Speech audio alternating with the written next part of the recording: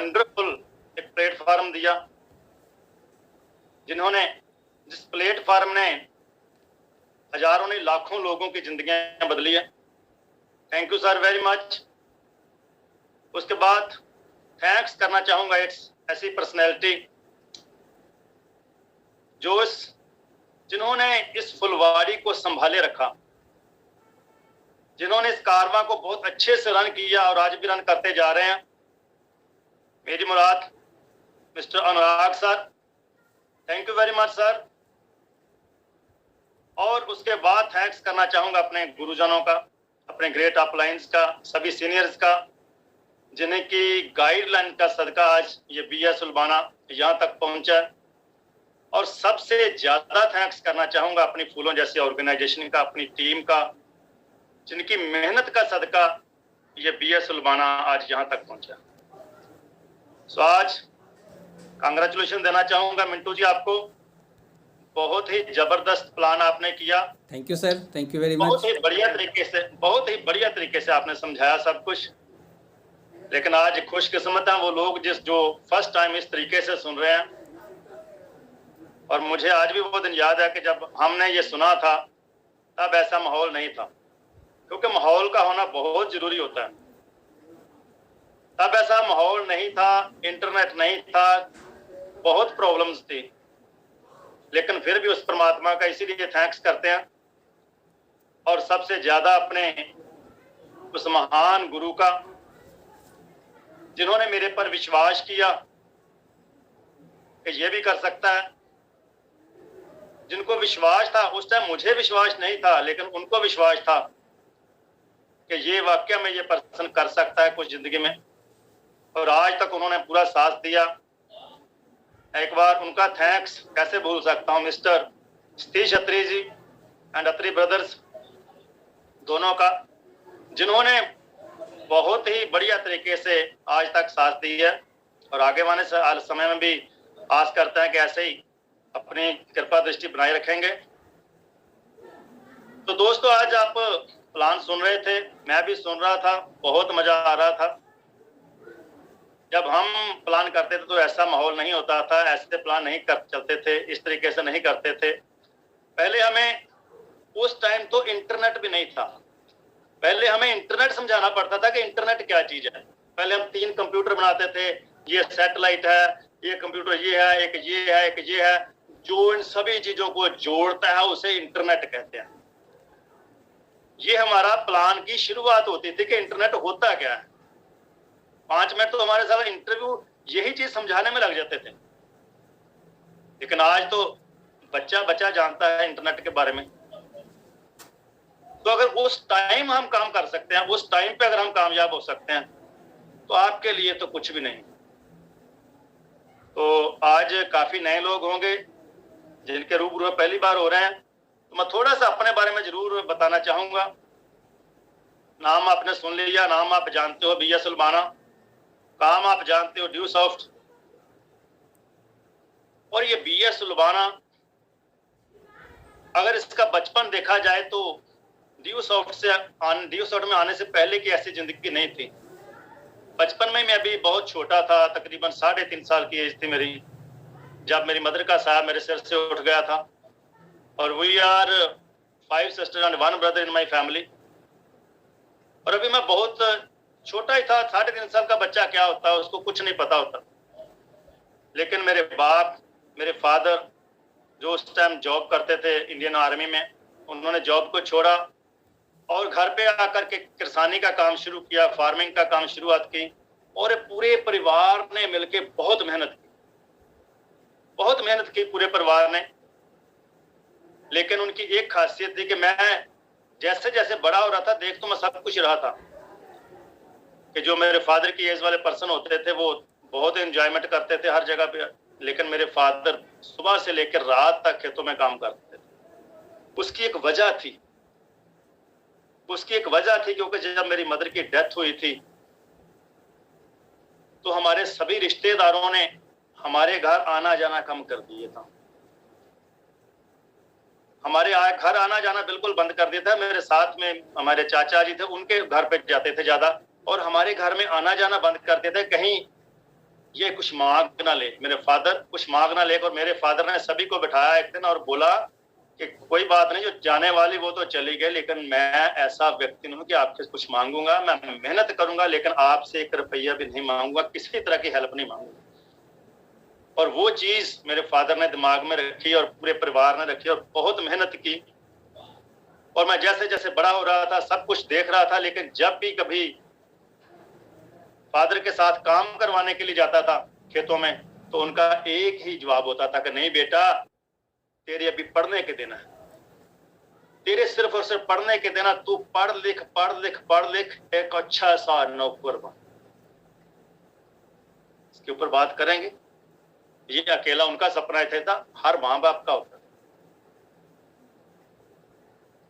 और उसके बाद उनका सपना पूरा करने के लिए अपनी एजुकेशनल क्वालिफिकेशन पूरी की, MA BEd, post graduate diploma in personal management, post graduate diploma in business management.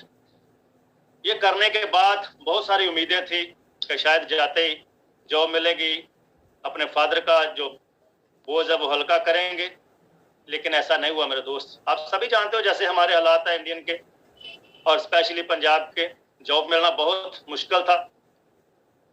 1 से 2 साल धक्के खाए इधर उधर हर जगह पे, लेकिन उसके बाद अपनी जॉब, अपनी कैरियर जो स्टार्ट किया लाइफ का, एक प्राइवेट टीचर से शुरुआत की, 800 पर मंथ सैलरी से शुरुआत की। उसके बाद जो एक उस टाइम का बहुत बड़ा सपना था और शायद मेरे ख्याल जिंदगी का लास्ट सपना था कि सरकारी जॉब पूरा करना है, गवर्नमेंट जॉब को लेनी है। और परमात्मा की कृपा से वो भी दिन आया, जॉब भी मिला।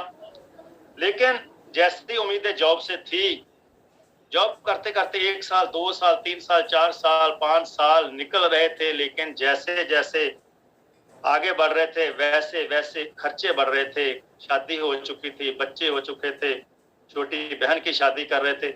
ये सारे के सारे इतने खर्चे हो रहे थे कि जॉब से करने मुश्किल हो रहे थे। और मैं अपने आप को जहां से मैं सोचता था वहीं का वहीं पा रहा था कि जहां से मैंने शुरुआत की मैं तो आज भी वहां पर ही। तो ऐसे में कुछ ना कुछ अलग करने की तमन्ना थी। भगवान से यही होता था कि यार मैं क्यों गलत करता हूँ, मैं मेहनत कर रहा हूँ, मैं दिन रात मेहनत करता हूँ, जॉब कर रहा हूँ, शाम को खेतों में भी काम करता हूँ, सुबह स्कूल जाने से पहले ट्यूशन लेता हूँ, स्कूल से आता हूँ फिर ट्यूशन वर्क करता हूँ। इतनी मेहनत करने के बावजूद भी जो लोग अपने सपने पूरे कर रहे हैं, जिनके पास अच्छी अच्छी गाड़ियां हैं, जिनके पास अच्छे अच्छे घर है, जो अपने बच्चों के सपने पूरे करते हैं, जो अपने माँ बाप के सपने पूरे करते हैं, वो क्या काम करते हैं? मेरे से ज्यादा मेहनत तो करते नहीं है वो। लेकिन उस टाइम मुझे एक बुक पढ़ने का मौका मिला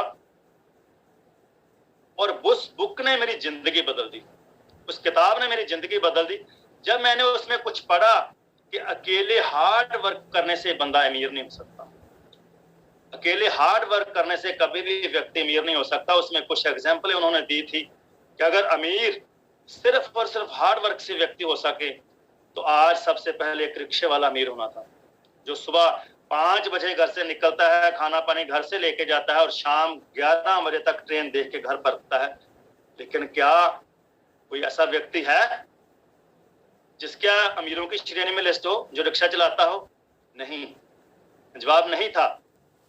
उसके बाद अगर दूसरे नंबर पे जाना चाहे तो एक लेबर कैटेगरी वाला पर्सन आना चाहिए था, जो सुबह 7 बजे चौक पे आ जाता है, दोपहर का खाना साथ में लेके आता है और शाम को घर जाता है, लेकिन पूरा दिन उससे हम कूट कूट के काम लेते हैं।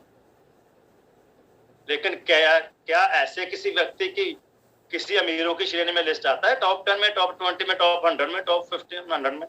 कहीं नहीं आता मेरे दोस्त। अगर हार्ड वर्क करने से अमीर होता तो आज हमारे फौजी भाई अमीर होने चाहिए थे, आज एक किसान अमीर होना चाहिए था। लेकिन ऐसा कुछ भी नहीं था, because they are doing only hard work. But अगर व्यक्ति ने अमीर बनना है तो उसको हार्ड वर्क तो है ही, लेकिन उसके साथ स्मार्ट वर्क करना पड़ेगा। वो चीज दिमाग में बैठ गई थी कि अकेले हार्ड वर्क से भी सलवाना कुछ नहीं होगा, तेरे को कुछ अलग करना पड़ेगा, तेरे को कुछ ना कुछ स्मार्ट वर्क करना पड़ेगा जिंदगी में, जैसे ये लोग कर रहे हैं। तो ऐसे में किसी ना किसी काम की तलाश थी, ढूंढ रहे थे कुछ ना कुछ ऐसा कि भगवान मुझे कोई ना कोई रास्ता दे, मैं अपने आप को प्रूव करके दिखाऊंगा। तो कहते हैं कि जब आपके दिमाग में, आपके मन में कुछ करने की तमन्ना होती है ना, तो भगवान कोई ना कोई रास्ता आपको जरूर देते हैं, कोई ना कोई अपॉर्चुनिटी आपको जरूर देते हैं, कोई ना कोई मौका आपको जरूर देते हैं, सिर्फ पहचानने की जरूरत होती है। तो वो मौका आज से लगभग 18 साल पहले मुझे मिला, और उससे पहले अगर मैं सोचूं कि मैं कैसा व्यक्ति था, और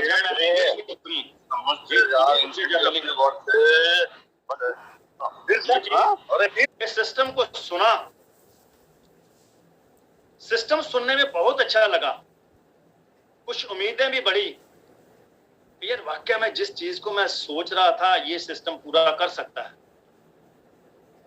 उम्मीदें भी दिमाग में आई, सपने भी दिमाग में बने, सब कुछ बना। लेकिन जैसे ही सर अपने घर पे गए और मैंने 2-4 लोगों से बात करनी शुरू कर दी, और मेरे जितने अंदर हवा भरती सारी की सारी निकल गई। दिमाग में फिर वही क्वेश्चन बनने लगे कि यार लोगों को अगर मैं जोड़ूंगा तो लोगों को पैसे ना वापस करने पड़ जाएं, काम नहीं चला तो, कंपनी भाग गई तो, 2 नहीं जुड़े तो, सब नेगेटिव चीजें। उसके बाद सर ने दोबारा पूछा कि सिस्टम कैसा लगा। मैंने बोला सिस्टम तो सर ऐसा बहुत बढ़िया लगा, लेकिन मैं नहीं कर सकता। बोले क्यों नहीं कर सकते? मैंने सर मेरे पास समय नहीं है, मैं तो सुबह ड्यूटी पे चला जाता हूँ। सर ने बोला कि समय नहीं है इसीलिए तो करना है, क्योंकि अगर कोई बड़ा वृक्ष की जिसकी छां के नीचे आप बैठे हो, जिसके आप फल खा रहे हो, वो एक दिन में नहीं लगता। उसको किसी ना किसी ने लगाया है, उसको किसी ना किसी ने सिंचा है, उसको किसी ना किसी ने बड़ा किया है, तब जाकर के वो फल दे रहा है। तो आज आपके पास समय है, थोड़ा सा समय निकालना ही पड़ेगा आपको, और तभी जाकर के आप आने वाले अपने सपने पूरे कर सकते, आने वाली जनरेशन को सिक्योर कर सकते हैं। मैंने बोला सर आपकी बात वो तो सही है, लेकिन मेरे बच्चे बहुत छोटे छोटे हैं यार, मेरे पास बहुत बड़ी बड़ी जिम्मेवारियां उनकी, मैंने उनको भी कुछ बनाना। बोले सर बच्चे छोटे हैं इसीलिए तो करना है, अरे बड़े हो जाएंगे फिर तो टाइम ही नहीं बचेगा आपके पास। अभी छोटे बच्चे हैं, अभी उनके लिए कुछ कर दो, ताकि बड़े होकर उनको कुछ ज्यादा करना ना।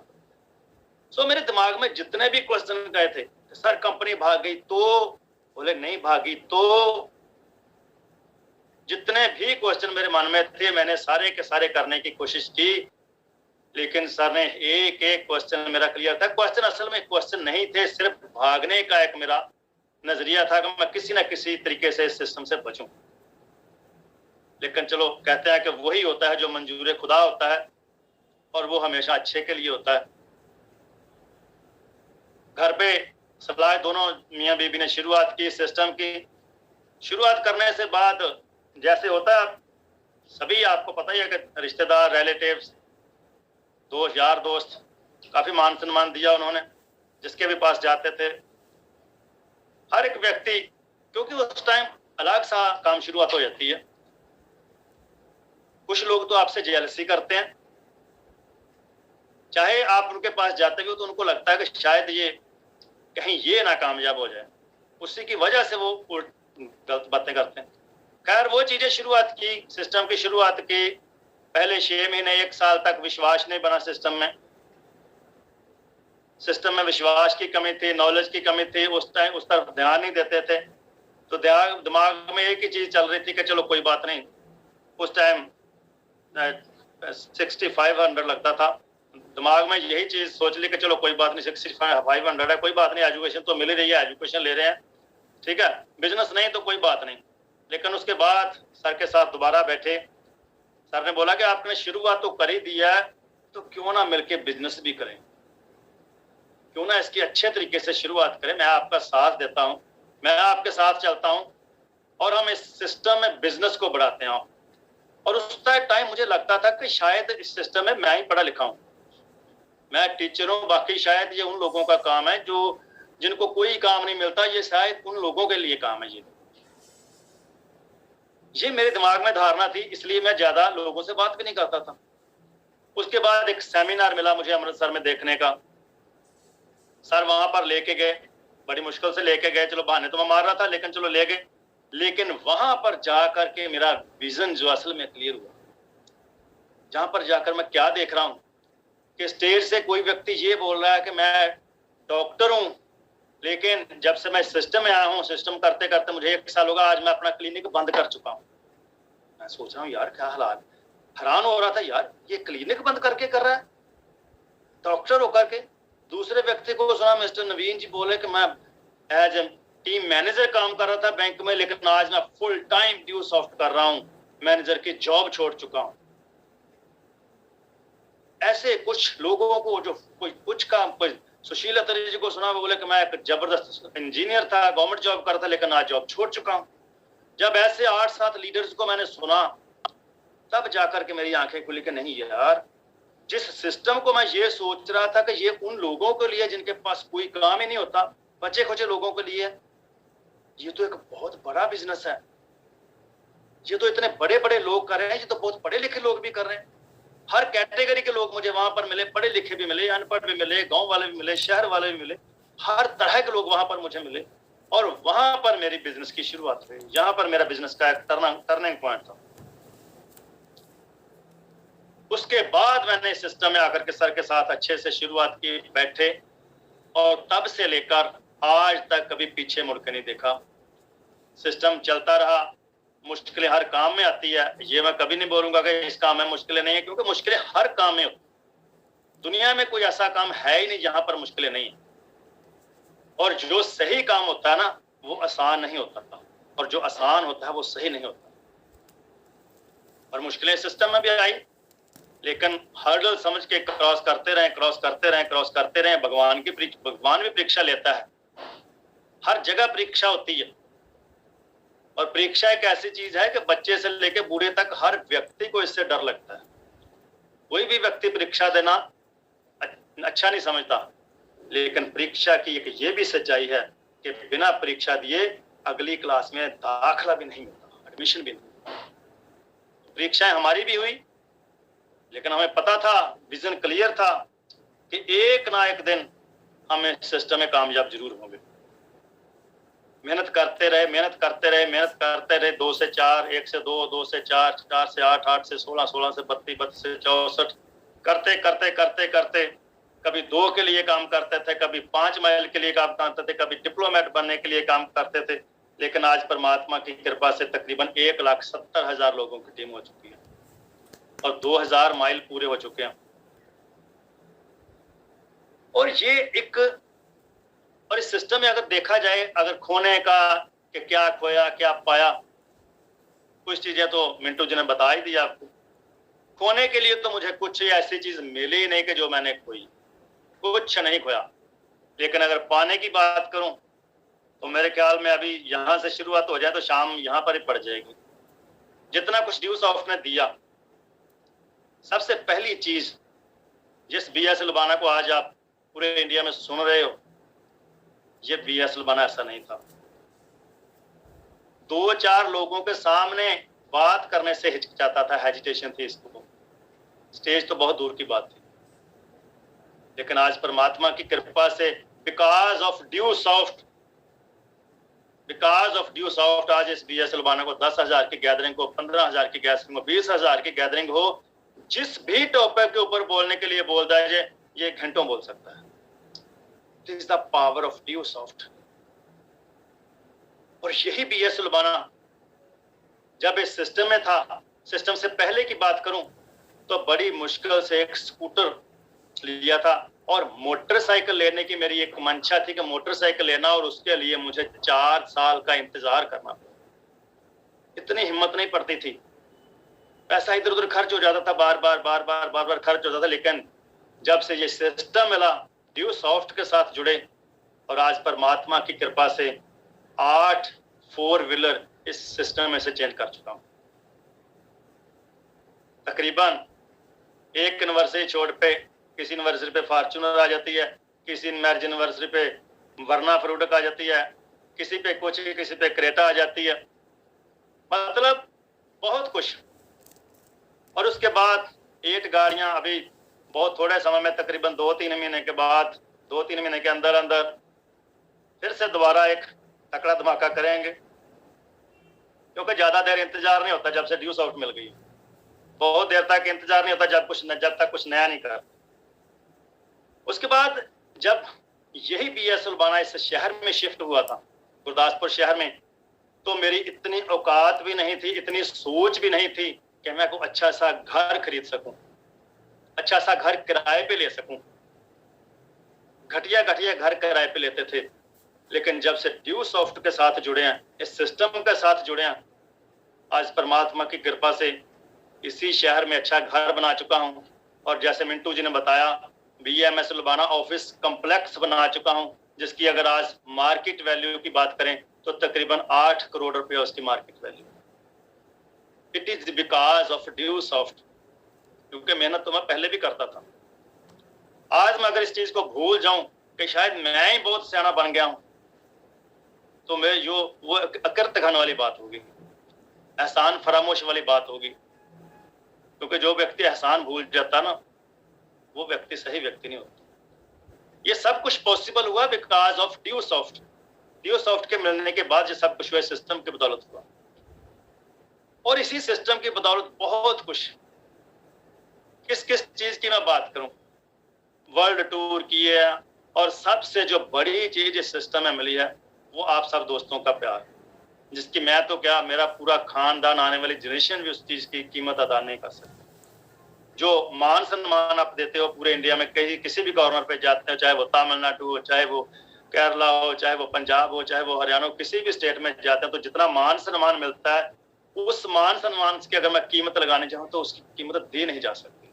लेकिन ये पॉसिबल कैसे हुआ? ये सब कुछ पॉसिबल हुआ because of due soft.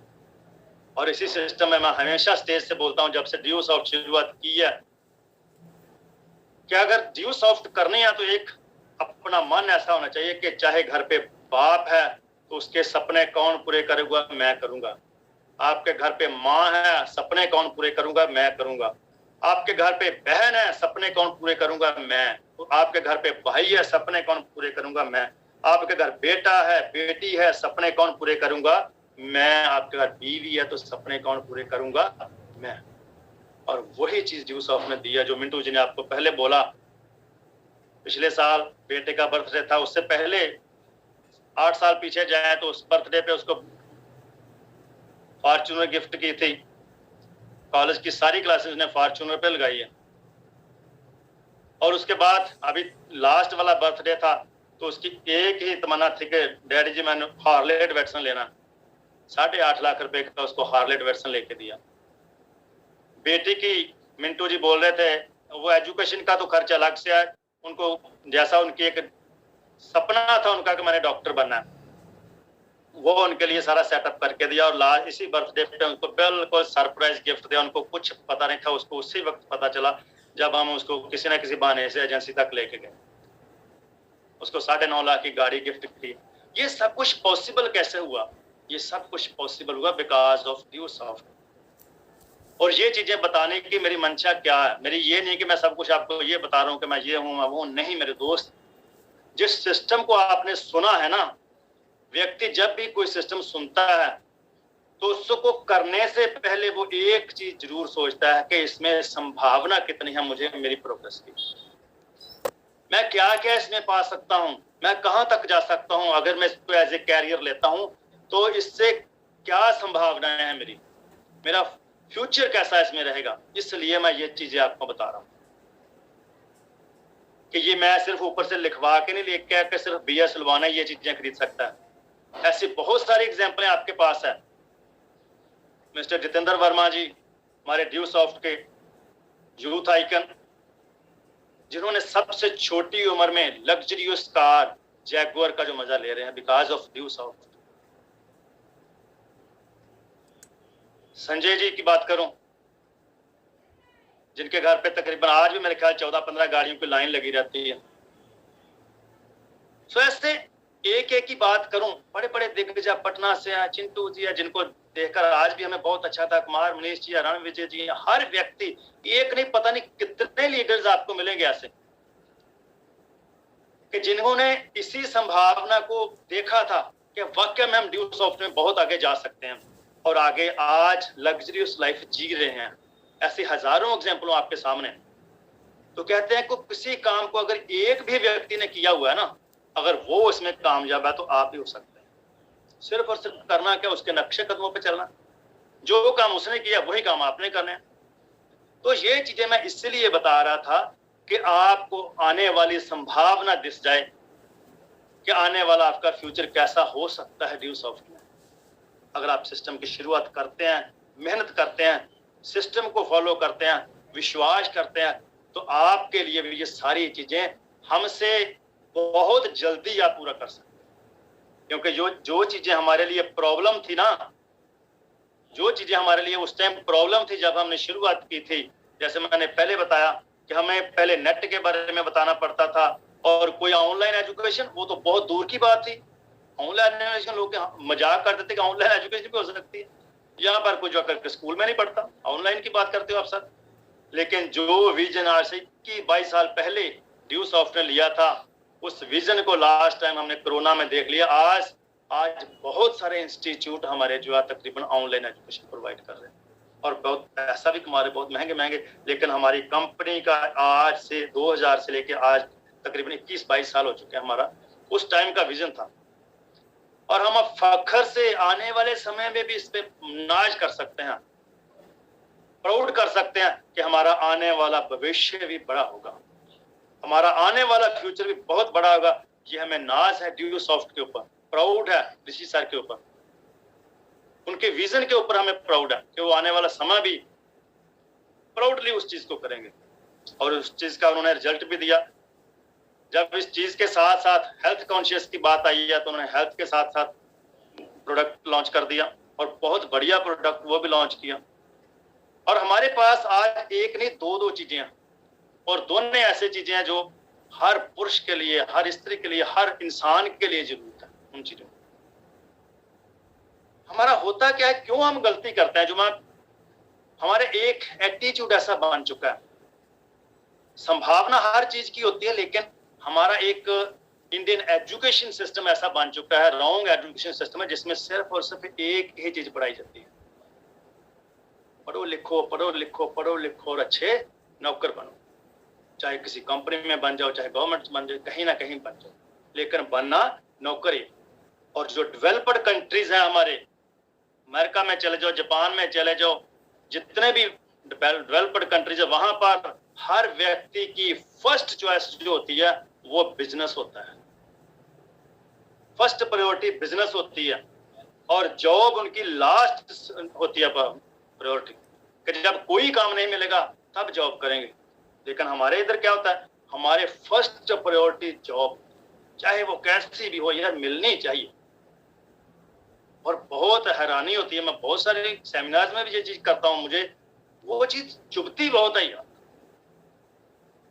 Madhya Pradesh की थोड़ी तकरीबन आई थी 1-2 बार न्यूज, और मैं पढ़कर हैरान हो गया वहां पर कि वहां पर सफाई कर्मचारी की कुछ पोस्टें निकली थी वहां पर, लेकिन अप्लाई किन लोगों ने किया, करना किनको चाहिए था, बिलो मैट्रिकुलेशन वाले काफी थे वहां पर।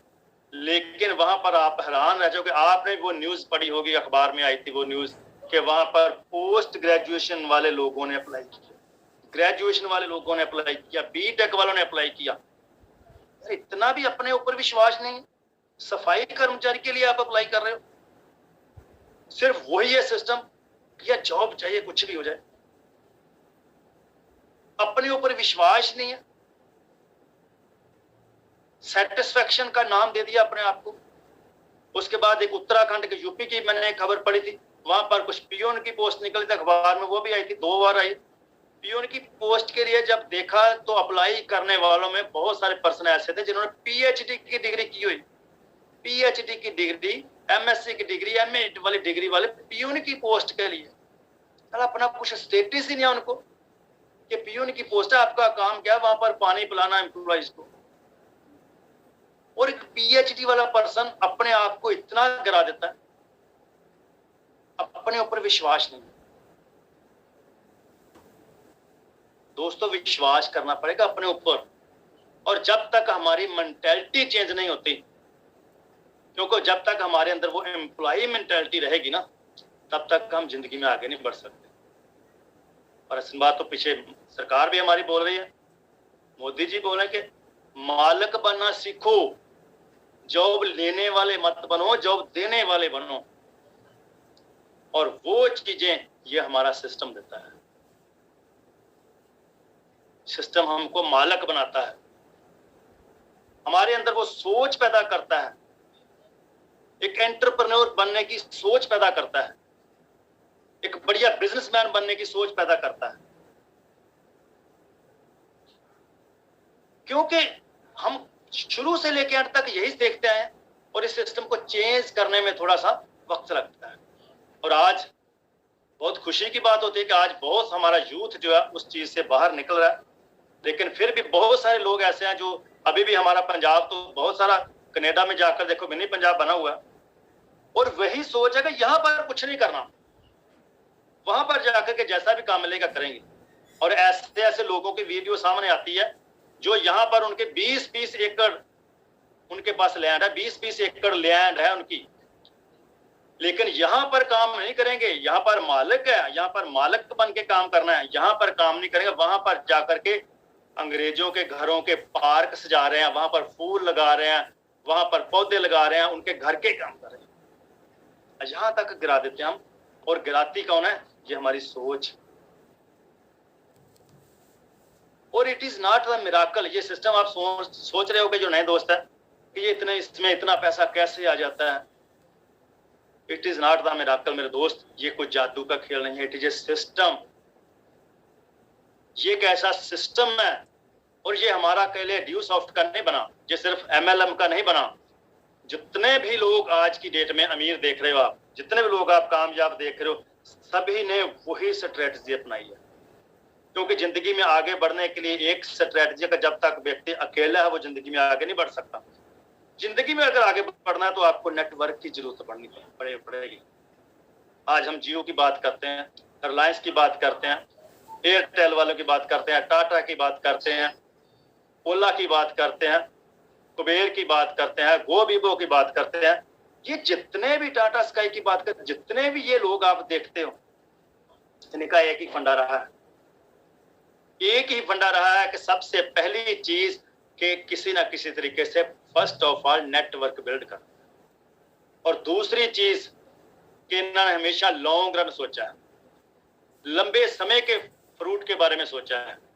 इन्होंने 1 महीने के बाद, 2 महीने के बाद, 3 महीने का फ्रूट के बारे में बात नहीं करी कि 1 महीने के बाद हम क्या बन जाएंगे, 2 महीने के बाद क्या बन जाएंगे। जॉब में यही होता है कि आज शुरुआत की, 1 महीने के बाद तनख्वाह मिल जाएगी, सैलरी मिल जाएगी, हम उसी में खुश होते हैं।